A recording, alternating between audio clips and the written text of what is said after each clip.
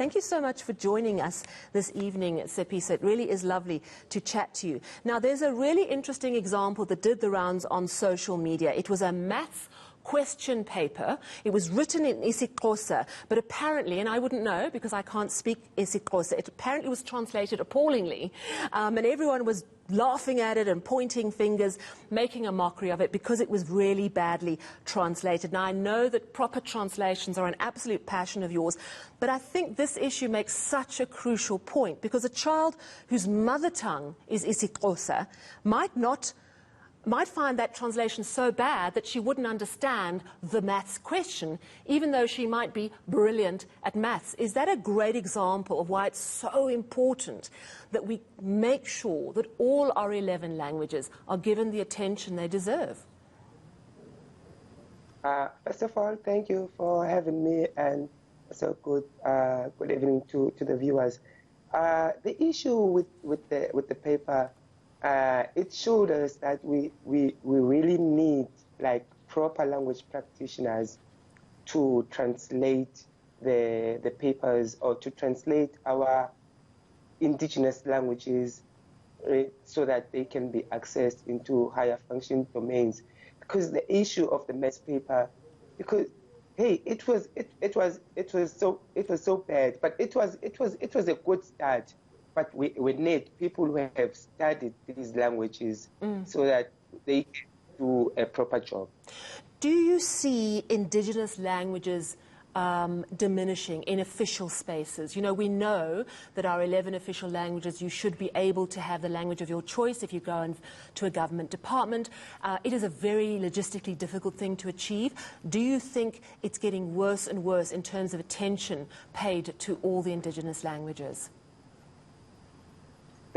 Currently, the problem we have now is it's with the so-called language custodians who have been there since we had democracy in this country.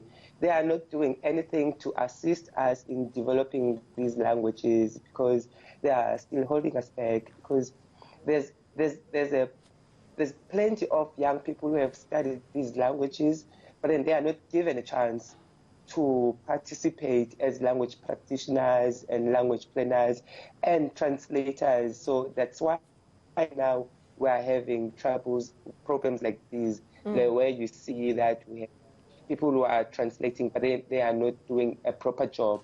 So we need people to employ young people who have studied these languages so that we can save our languages so that they don't diminish.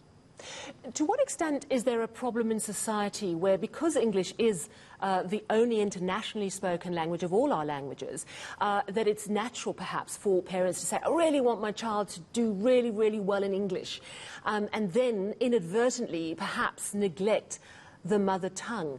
Do you think that sort of thing is happening as well?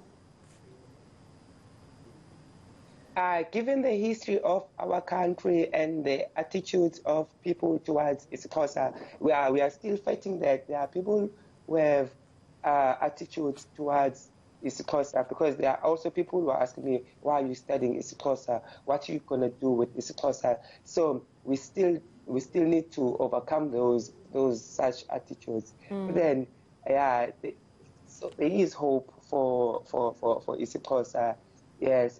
But we must motivate young people to study these languages and also provide jobs for them so that the coming generation can see that people can survive and they can be employable with isiXhosa. Now, you make such an excellent point. It's a great way of not only preserving our language heritage, but also creating jobs so that young people can be employed, and in so doing carry on the tradition of our many beautiful languages in our country. Thank you so much.